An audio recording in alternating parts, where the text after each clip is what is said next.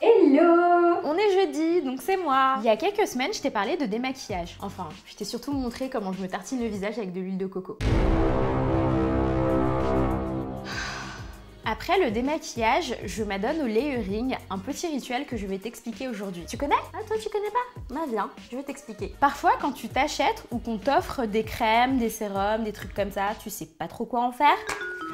Ah merci.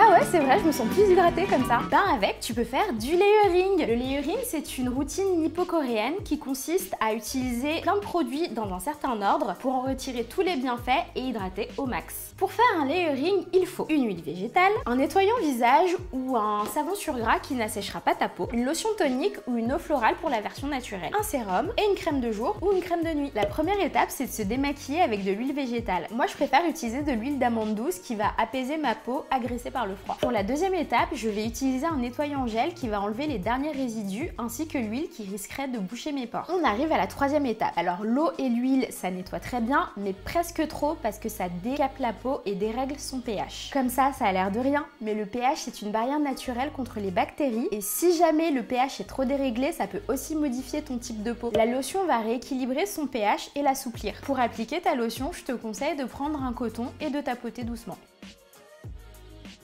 Voilà, parfait. Pour la quatrième étape, on va juste mettre un peu de sérum dont les actifs vont pénétrer la peau et augmenter l'hydratation de ma crème. Je finis avec ma crème de jour pour être hydratée.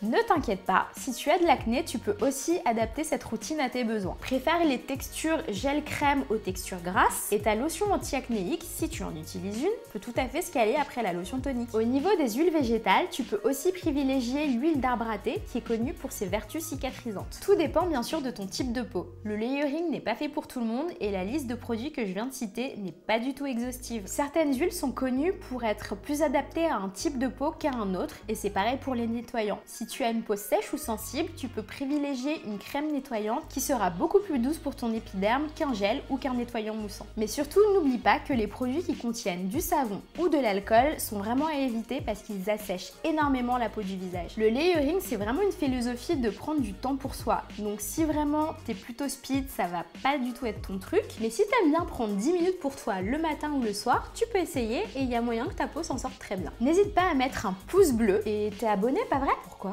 Viens, on est bien. Et comme dirait le roi T'Challa, Wakanda forever. Bye!